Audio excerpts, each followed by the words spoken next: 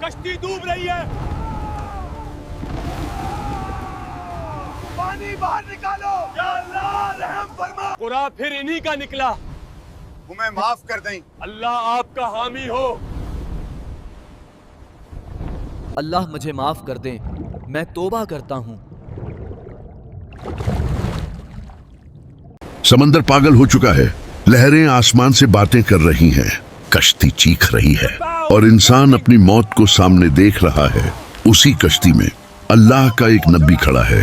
اچانک ایک نام پکارا جاتا ہے، وہ نام نبی کا ہے، اور پھر ایک نبی کو سمندر کے حوالے کر دیا جاتا ہے۔ نیچے بے انتہا گہرائی، اندھیرا اور خاموش موت، مگر یہ انجام نہیں تھا، کیونکہ اگلا منظر وہ ہے جسے سن کر روح کانپ جاتی ہے۔ ایک بہت بڑی مچھلی اپنا دہانہ کھولتی ہے اور اللہ کا نبی زندہ نگل لیا جاتا ہے۔ نہ چیخ سنائی دیتی ہے، نہ کوئی بچانے والا ہوتا ہے، بس اندھیرا اندھیرا اور صرف اندھیرا، اور اسی اندھیرے میں ایک ایسی دعا گونجتی ہے جو عرش الہی کو ہلا دیتی ہے۔ یہ حضرت یونس علیہ السلام کا واقعہ ہے۔ اگر تم نے یہ کہانی آخر تک نہیں دیکھی تو شاید تم اپنی زندگی کا سب سے بڑا سبق کھو دو گے۔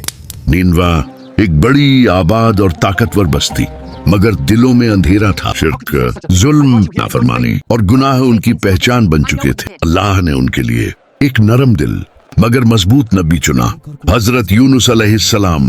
وہ دن رات پکارتے رہے، اللہ کی طرف لوٹ آؤ، عذاب سے پہلے سنبھل جاؤ، مگر جواب میں کیا ملا؟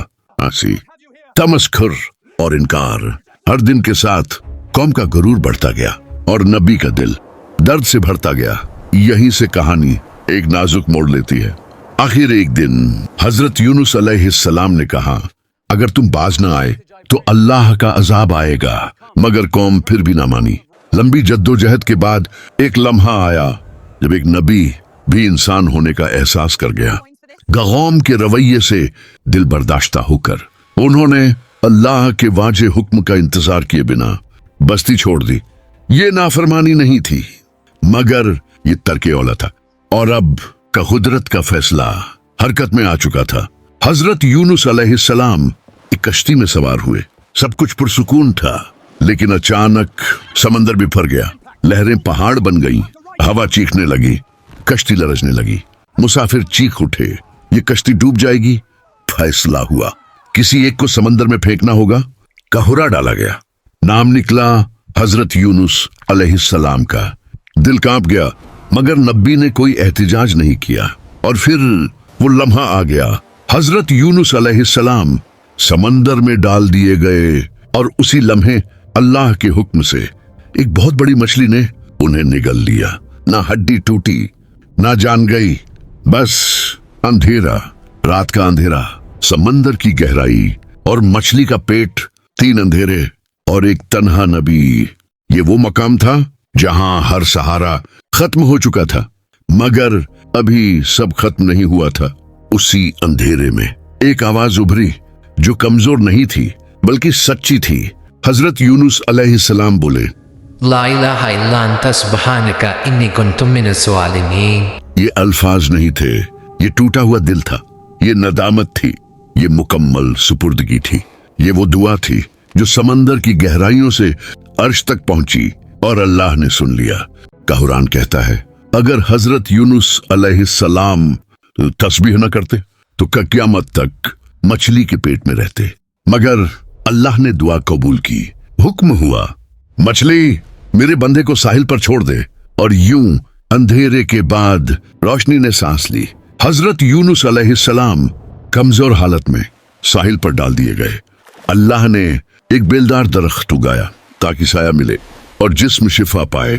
یہ صرف شفا نہیں تھی، یہ ایک نیا موقع تھا۔ کچھ وقت بعد اللہ کا حکم آیا، اب دوبارہ اپنی قوم کی طرف لوٹ جاؤ۔